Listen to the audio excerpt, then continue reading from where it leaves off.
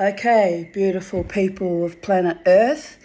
I had iPhone storage issues again, chopping off my video mid-sentence, which is just rude, and it's taken me all evening to figure out how to fix the problem. So I'm back. It's 7:06 p.m. on the 16th of November 2023. And we're finishing off, the royal we, I, myself and I, are finishing off the readings of the 15th of November from 2023 down. So we were halfway through reading, 3/4 of the way through reading, what date was it? Hang on. 15th of November 2016. So where I talked about, all my attempts to learn, to be domesticated and cook my own meals for my family, my children and my beautiful friend Jared, and all the funny little things that used to go wrong with that. Still do sometimes go wrong when I cook. It's not really something I ever really gained mastery in. Well, I didn't have to for 10.5 years because I was married to a chef, so there was that. And then when I had to, it was a bit of a shock to the system, quite frankly. I mean, I'll give credit where it's due. My ex-husband, it was very nice that he cooked all our meals.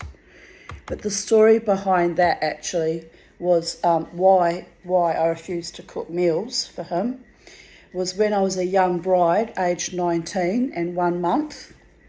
Got married at 19 and 1 month. My husband was 29. And so he was at work, because he was a chef, so he was cooking all day for other people, which is, high stressful job actually. So I thought I'll do the wifely duty, the expected traditional role. And I thought, I'll cook a nice dinner for my beloved husband, the man I married in all good faith and sweetness and naivete. So anyway, I made this lovely meal and I put, candlelit dinner, candles in the middle of the table, and had lovely, flowers in a vase. And I thought in my, late adolescent idealism that it was a romantic dinner. I can't remember if it was like a schnitzel and vegetables or what. I don't remember the actual meal now. But as far as I could tell, given my inexperience, I'm actually not bad at cook when I pull it together and all cooks at the right, at the same time, and I'm not doing it in 3 courses of unfinished vegetables and unfinished things. That's crazy making. There were quite a few meals that I did like that. But anyway, at this point in time, all young and idealistic and sweet, I cooked this lovely meal and I pulled it together. It was all made in perfect harmony in the right time. Everything was cooked. And I dished it up on the plate and smiled sweetly at my darling husband. And honestly, I should have walked out then. This would have been before I even had the babies, right? Can you imagine the decades of trauma I would have spared myself if I just said, you know what, this isn't for me, and just took off? But anyway, so what happened anyway? Made this beautiful meal. And he comes home from work, and I said, I've cooked us a nice dinner, Michael. He's like, oh, that's good. Because he really loved food, big Polish Jewish boy. Loved his tucker, like I like my tucker.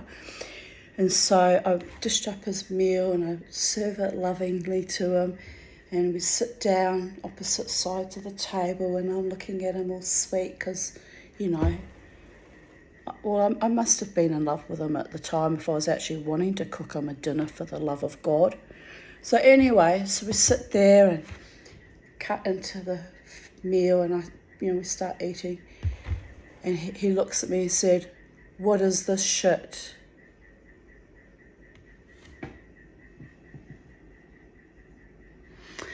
So I couldn't believe my ears. I thought, what?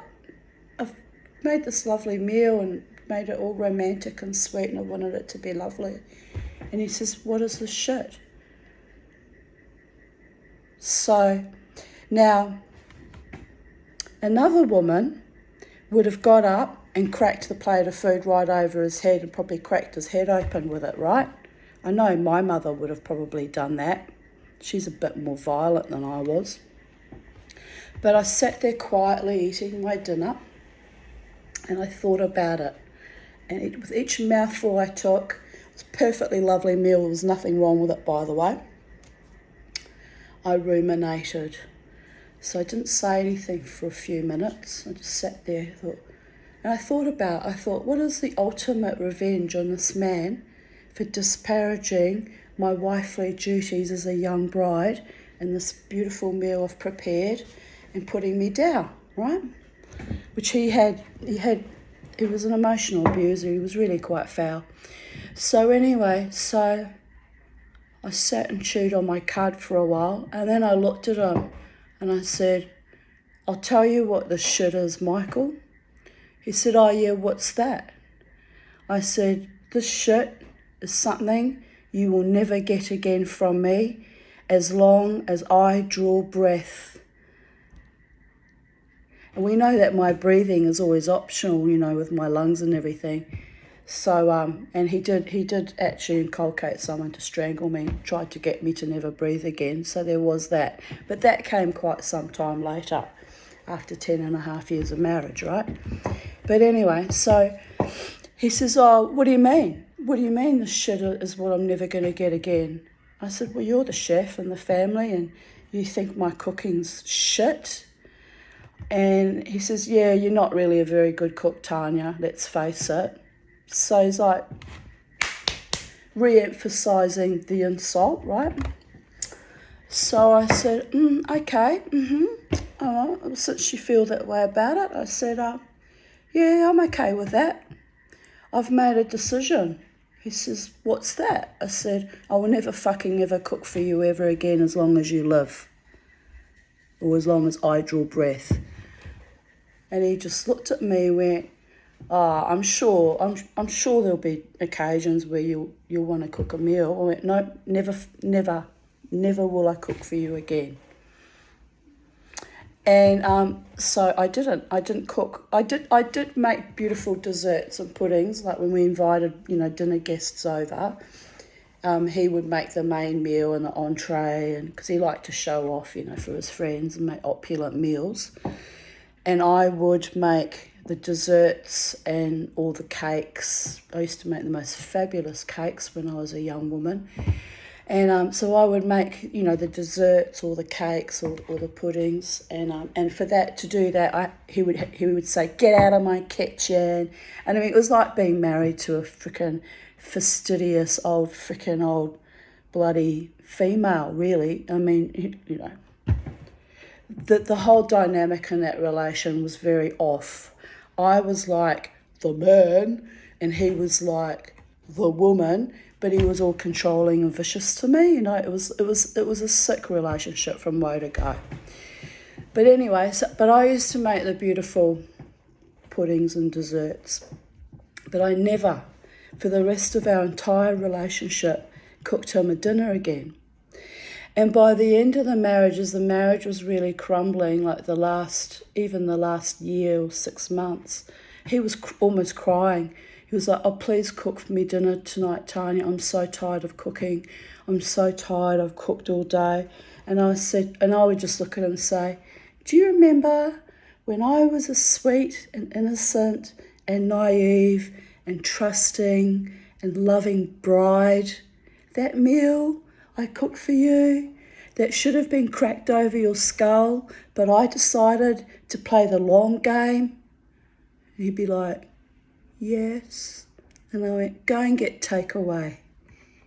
Make a sandwich. Don't ask me to cook for you ever again. So yes, I admit I have a mean streak when someone does me wrong. I can wait a long time.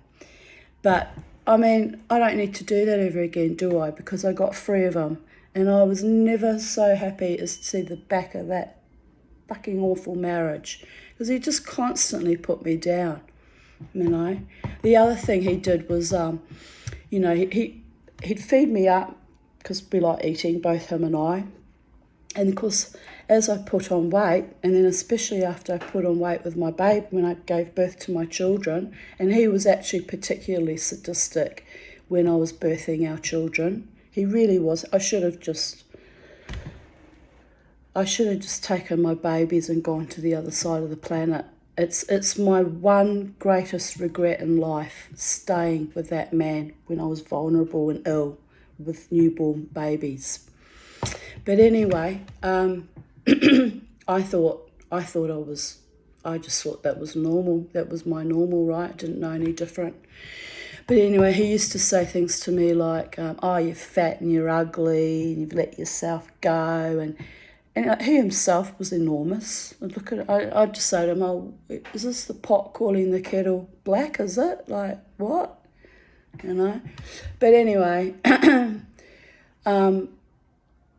so it was actually quite awful. But anyway, why did I get into that subject again? How did we go into that? About cooking? Not sure. Anyway, so but yeah, I was telling my psychiatrist that yesterday. He said, oh, that's really awful how you were treated, Tanya. And I said, yes, it really is. And so people think I'm a loser because I stayed alone for 29 years, but it's actually how I survived, because I wasn't going to go down that pathway ever again. Have someone that was constantly sadistic and vicious and nasty and bitchy for no reason. I hadn't done anything wrong. Actually cooked my husband a loving meal, right? As you do when you're a young wife, young bride, full of enthusiasm. It's very hard for me to get enthusiastic about men after that. I really couldn't really go there, you know. But I did cook lovely meals with my friend Jared, because he used to come. You know, I was deeply traumatised when I left the marriage because of the strangulation, and I really was a wreck and probably should have been in a hospital of some kind, but not one of my psychiatrists have ever wanted me to go to hospital, because they said to me, you're not safe there, Tanya. That's the reality. Not even safe to go to a psych ward. So I had to scramble my brain, my emotional states and my brains together, and hold myself together for decades in much more tenuous and dangerous circumstances than, for example, this COVID epoch we've just lived through for the last 4 years. So anyway, but yeah, Jared used to come and help cook meals with me, and we'd stand in the kitchen and I'd play lovely music and we'd have a glass of wine and the kids would play, and it was the closest thing to a real family I had ever had, you know. A man that actually was proud and happy to help put meals on the table, and it was completely platonic even back then, you know. But he was, like I said, he was a brother to me, and he supported me as best as he could, and we created our little family out of the bones and ashes that I was left with after that horrific abusive marriage. So there was that. But anyway, I'll return to the reading because we got cut off, and I've raved on 13 minutes about cooking, which is stupidity, because no one really cares, you know. Who cares about cooking, you know? You chuck things in. I have an air fryer now. I chuck a lot of things in the air fryer, and it's so easy. You just throw it in and it's done, you know. So look, I don't care about cooking. I've got far more important things going on in my brain at any given time. Not that I do much with them, but, you know, there is that.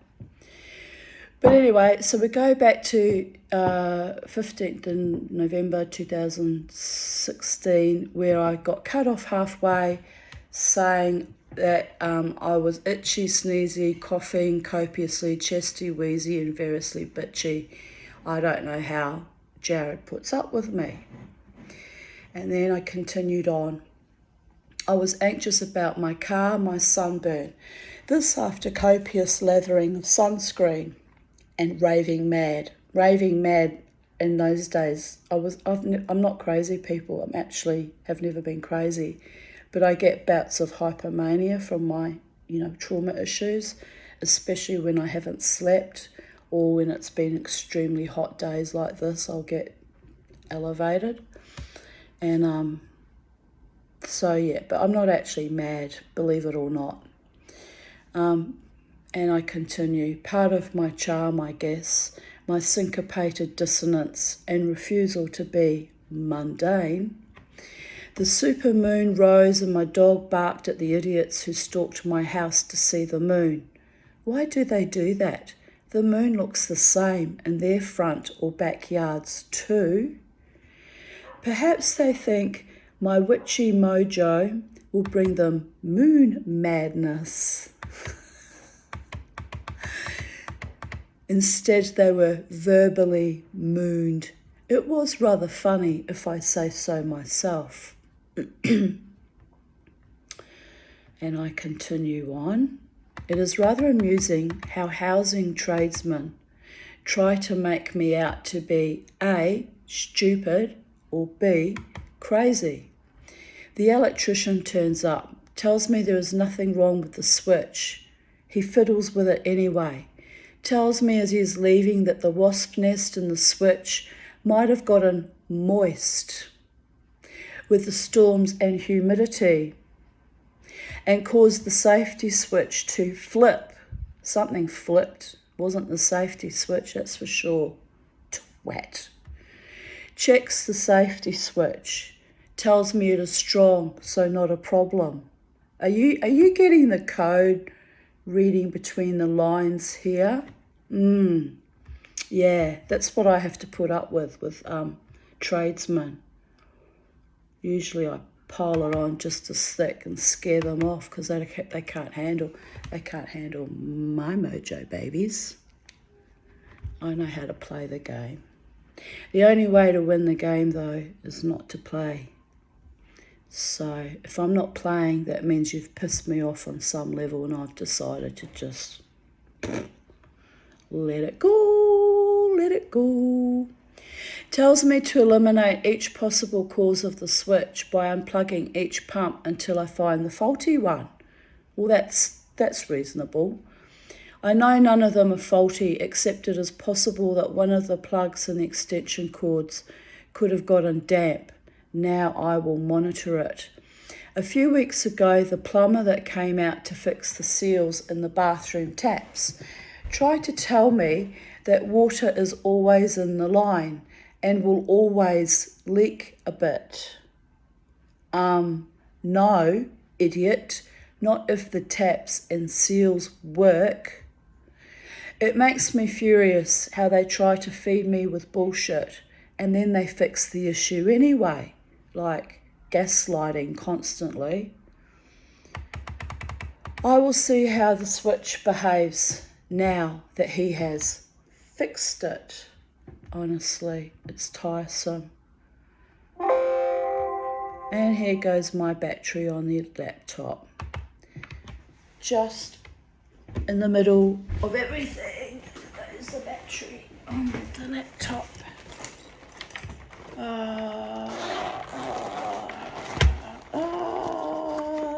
This is my quiet primal screening, people. There were a few years that I'd go to drumming circles or ecstatic dance and some sleazy bloke would look down at me all condescendingly because I used to sit on the ground for grounding, and he'd go, you should primal scream. And they'd wonder why. I'd think, well, you're a bit of a tosspot, aren't you? I screamed enough in my day when I left my marriage. I thought, I don't need to scream anymore. I said to one bloke, mate, he looked at me.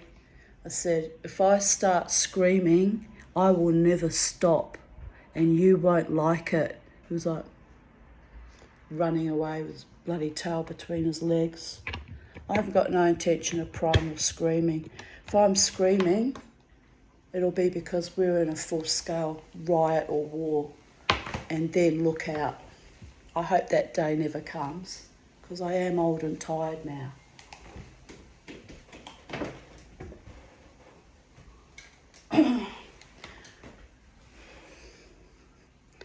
Five 11 a.m, 9:11 a.m, now 11:11 a.m. Synchronous flow. Where will this lead me? What does it mean? This holding hands with the angels and their trickster jokes. A shift that has been emergent for over a month now. Oh, come on. You saw me. I just plugged it in. Trickster spirits, even in my laptop. Unbelievable. Every time it does that. Have you noticed that? Every single time without fail, I have to plug it in twice. I hate having to do things twice. You will see me only once. With new material, never the same. I hate being bored. It's another thing. Don't ever bore me. I can't stand being bored. I can do anything. I can read books, I can do gardening, I can dance wildly, I can sing songs, I can do tapestry weaving, I can make tapestries, I can knit. I even learnt a little bit to sew in recent years, just a little bit. I can make jewellery, but if someone comes to me and say, "Are you bored, Tanya?" Look out, because I don't get bored. I keep myself very, very busy and active. And I had one guy come up to me. It was a very nice man. It was a farmer, actually. He was interested in my friend Jo. He used to come every 2 years and say to Jo, "I'll see you in 2 years." Expected her to wait for him for 2 years like a nutter. But anyway, he was very sweet to me. He was very, very generous. He was buying her champagnes all night and me Jack Daniels. Not all night, but quite a few. Anyway, we were dancing, because Jo and I dance non-stop too, that's our thing. And he was joining in with us. And he was a funny little fella, actually. He was a nice man, but, a time waster. And because of the 2 yearly thing, had weird fantasies. How can you expect some woman to wait for you for 2 years? Jo's beautiful. I said, "You will wait for no man for 2 years. I will be your mother and slap you up the side of the head if you even think about waiting for him." And I told him so too. I said, "Are you some kind of nut?" But anyway, he loved me. He just loved me. I don't know why. Probably because I told him how it really is, So anyway, we were dancing wildly this particular evening. And the DJ was on and they were playing some dreadful techno, house, hip-hop, some shit. And I was still dancing, but I'd actually left my body because I was that bored.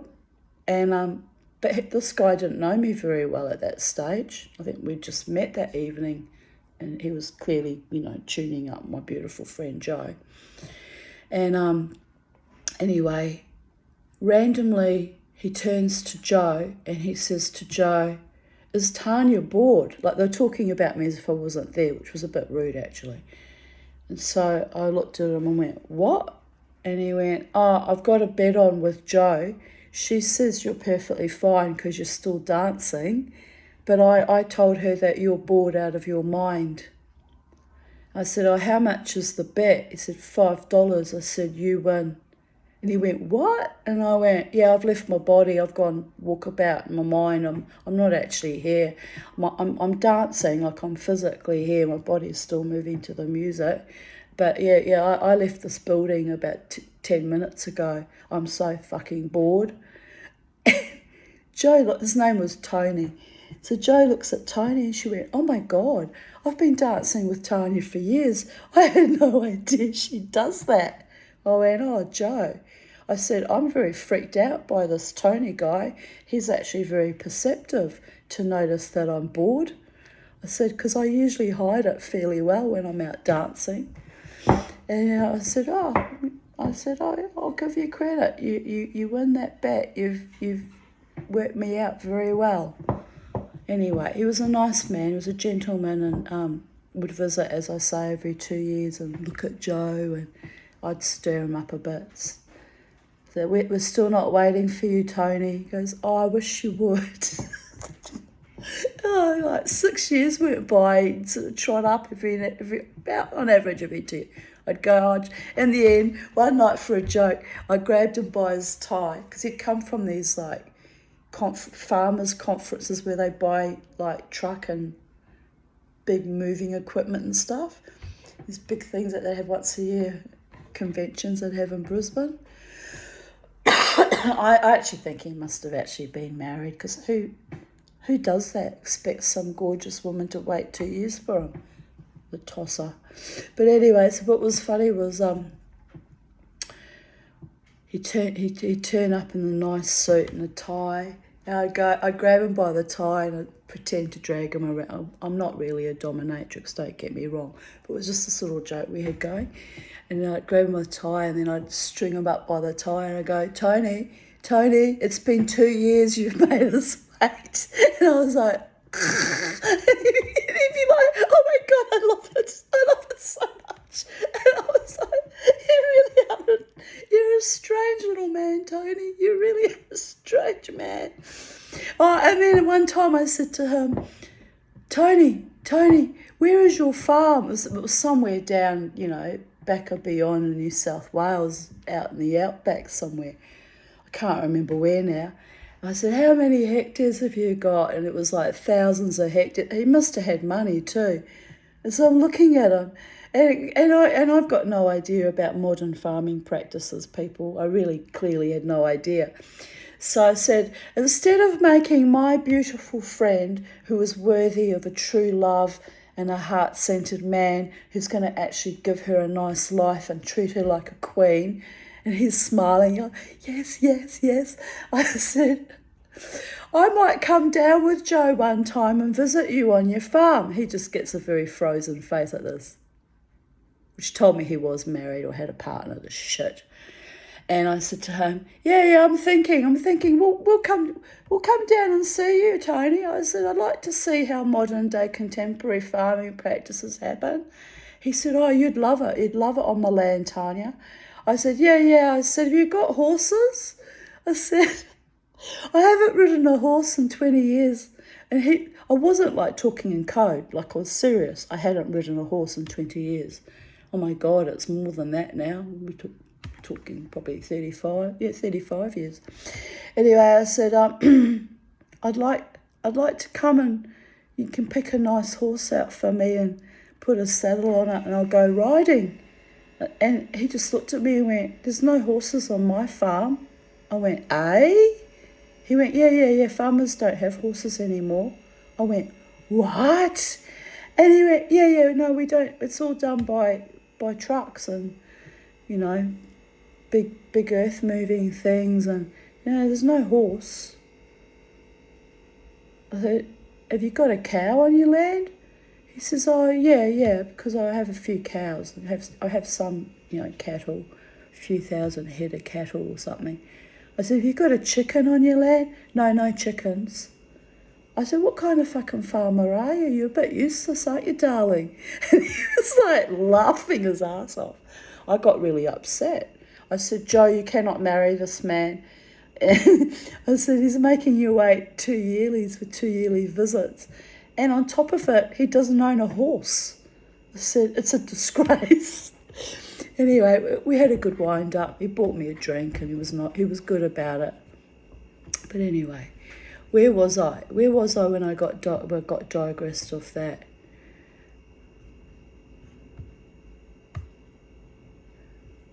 So I'll have to go back and start again. I'm completely discombobulated. Oh my goodness. Synchronous. I need to get back on my horse, babies. Not. Synchronous flow. Where will this lead me? What does it mean, this holding hands with the angels and their trickster jokes and farmers that don't own horses, for the love of God? Anyway, it wasn't my problem because he was after my beautiful Joe.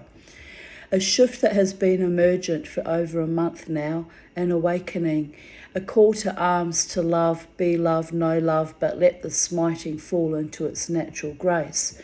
Those who truly trust in the Lord shall know peace, the gods of our understanding, the meddlers and panderers of men. Know thyself.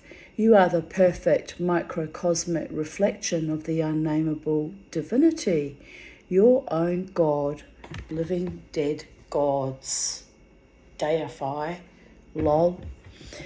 15th of November 2015, 10:09 p.m. Just woke up, slept from 6 a.m. My knee is very painful, but that will settle in a few days' time. I am glad I had a wild time. I just locked up the chicken coops, a possum eating their grain in each one. They are so tame, I had to nag them to get out. Lovely things. I have fed the cats and am now going to reheat pancakes I made when Karen stayed over. Yum, hungry as an ox.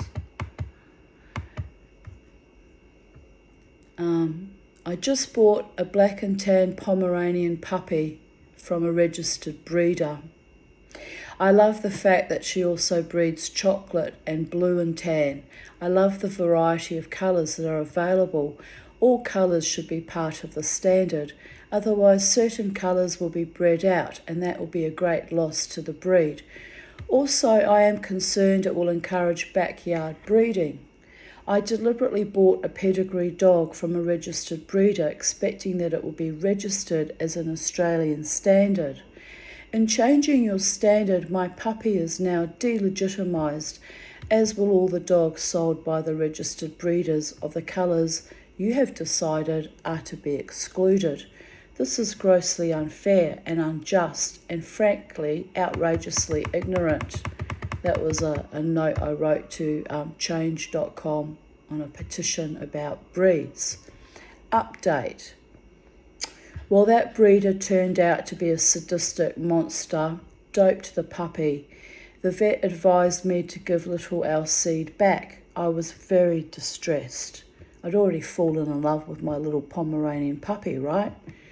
The puppy was supposed to be a companion only 3 months after my suicide attempt. Instead, only more abuse and bastardry, which is how I ended up returning that lovely dog that I was so in love with and was so distressed.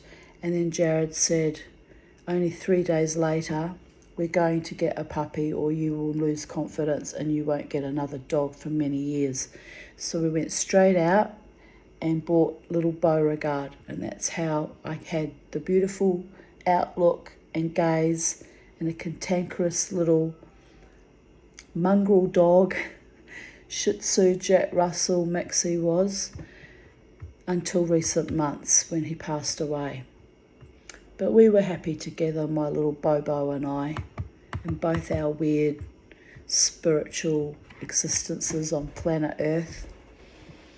3:55 a.m, home from a great night out for Karen's birthday. We rocked out all night and moshed my neck discs out of place again to Abby Sky's powerful voice and her band Mission X. Great stuff. They are back at the casino in 2 weeks. I sat outside before heading home with Katrina, who I hadn't seen all winter. It was good to see her. Katrina's my homeless friend. Ellen, the lovely violinist busker, was playing. She is moving to Atherton in early January. I will miss seeing her around busking in Brisbane.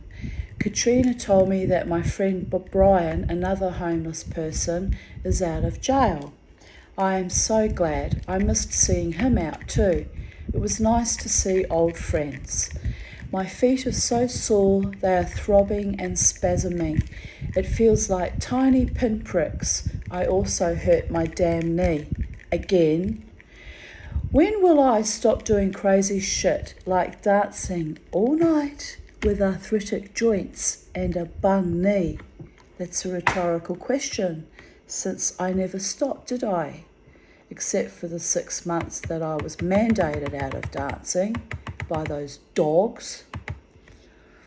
I really regret not suing Greenslope Shopping Centre years ago when I fell over on that spiral walkway and smashed my knee.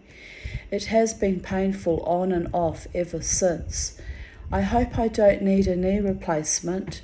I was in the orthopaedic ward when I had my hysterectomy, and those hip and knee replacements were excruciating. They had the patients up and walking in a day.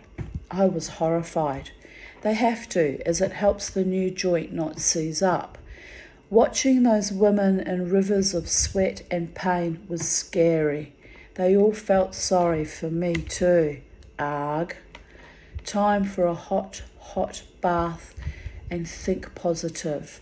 I am strong, powerful, and healthy. Yup. Denial, lol. Just as well I've had 4 years of dancing. My window of opportunity is slowly closing.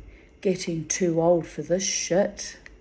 Proved myself wrong there since I'm still dancing triumphantly every weekend. I'm not a quitter, people. 15th of November 2014.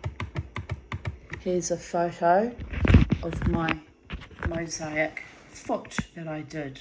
I did two.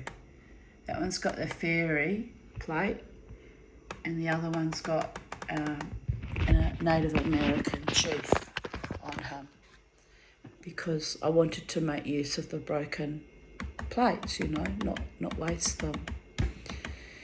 28 degrees Celsius, lying in my hammock. Cool breezes under my tree.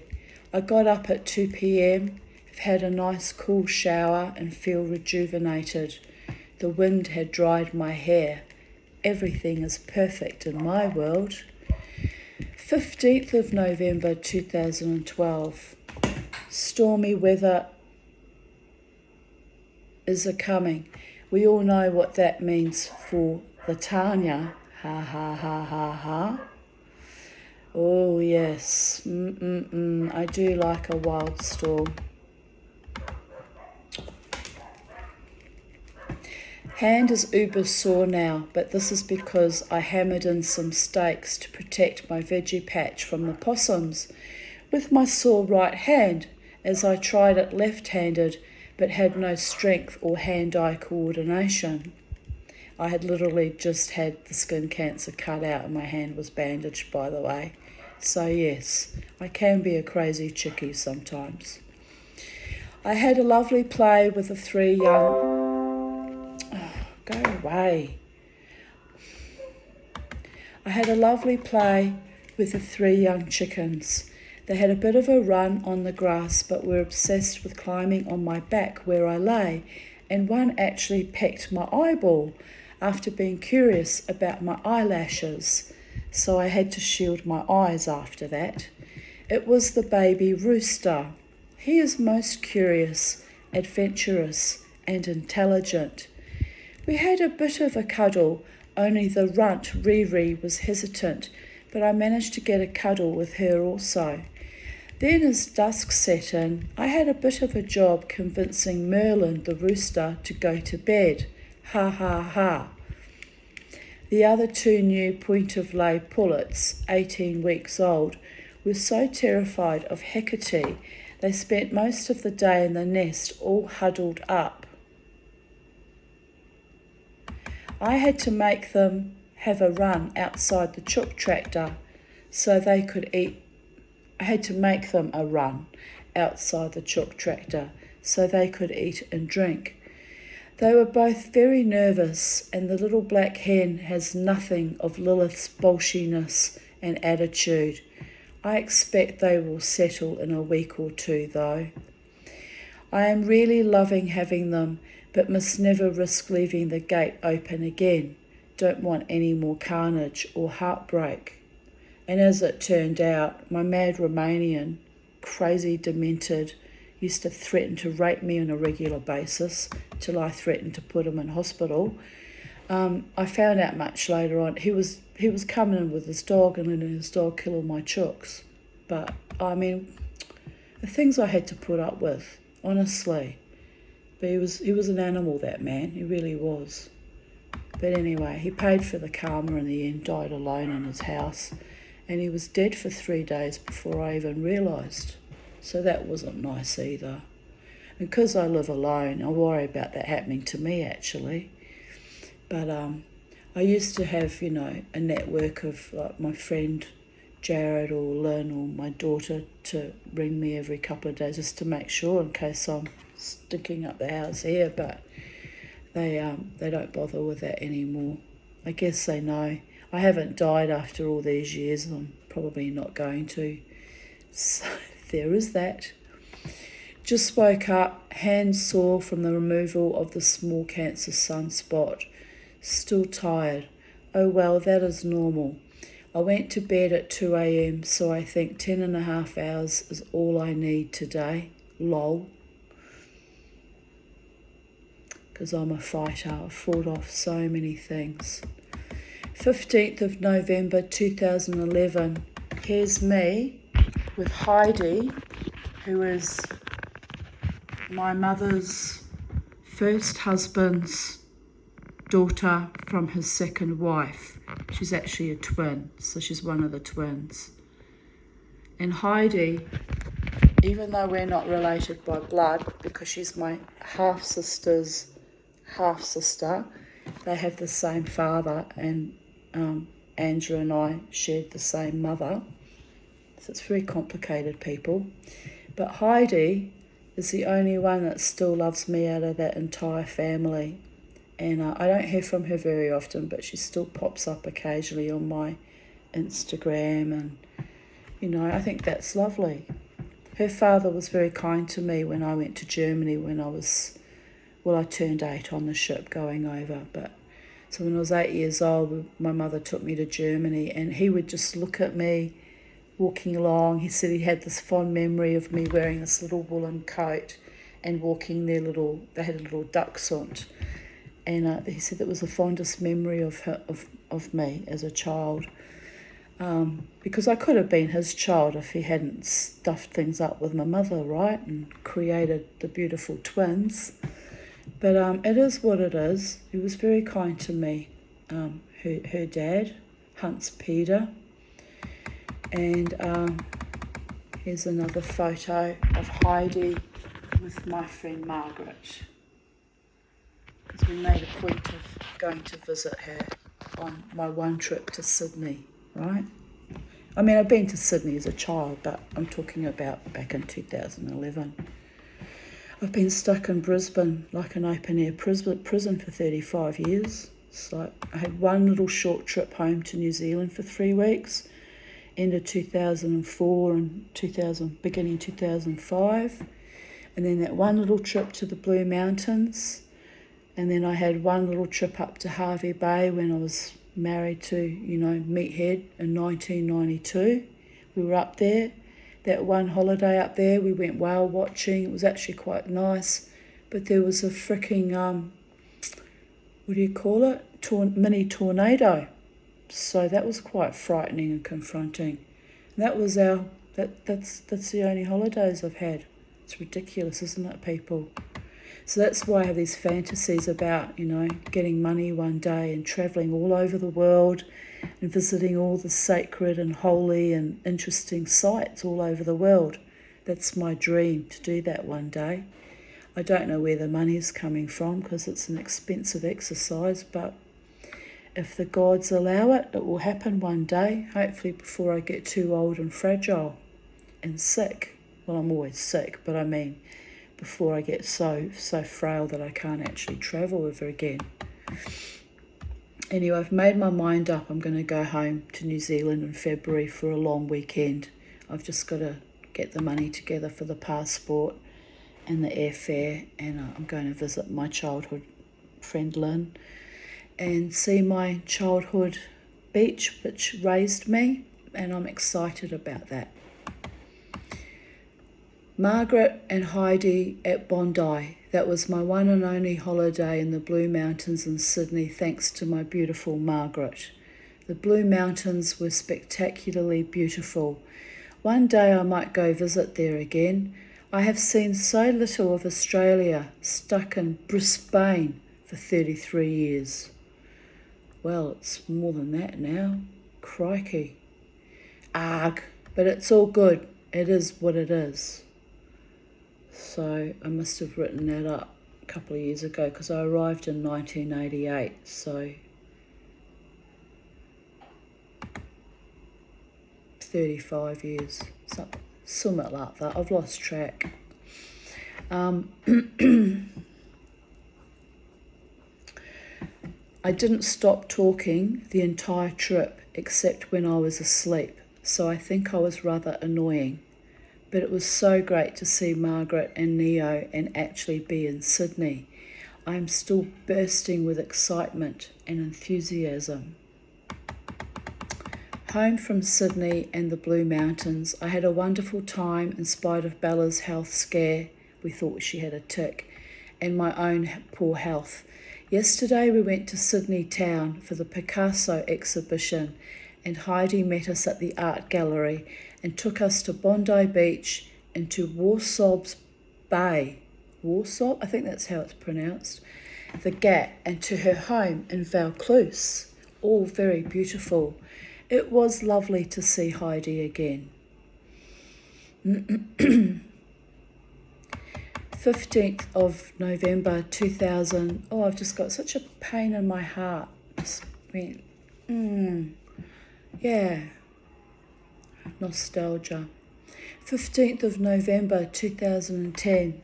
Because I know deep down I'll probably never get to see anything. I probably won't, but one never knows.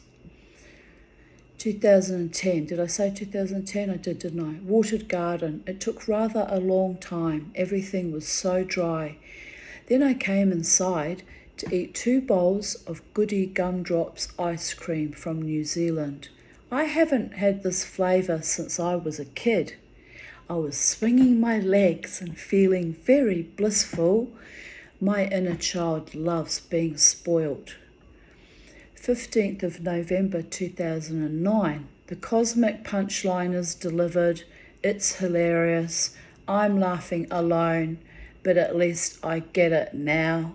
Ha ha ha ha ha. So yeah, that was as my relationship with the courtmeister was devolving into nothingness. But I tell you what, I rode through that horror very, very well indeed, given the threats of violence and the awfulness. I've got an amazing Schwarzer sense of humour, which keeps me alive, people. That and my defiance and my love of chocolate and occasionally ice cream. Oh, I bought some nice ice cream. I've ordered it online from Coles. It's coming tomorrow. Connoisseur ice cream. Because I've been reading all day, because this is twice I've read this out because the last one got chopped off, about ice cream. So I thought, fuck it, I'm going to buy myself some ice cream. And I'm looking forward to that tomorrow, like a child. What else have I got going on in my life? Crikey. But tomorrow night, there will be ice cream. And after that, there will be dancing to work off the ice cream. So everything in perfect harmonic resonance, people. You got to laugh. But on that note, that completes the readings of the 15th of November, part 2. And I'll be back in a moment to do today's reading of the 16th of November.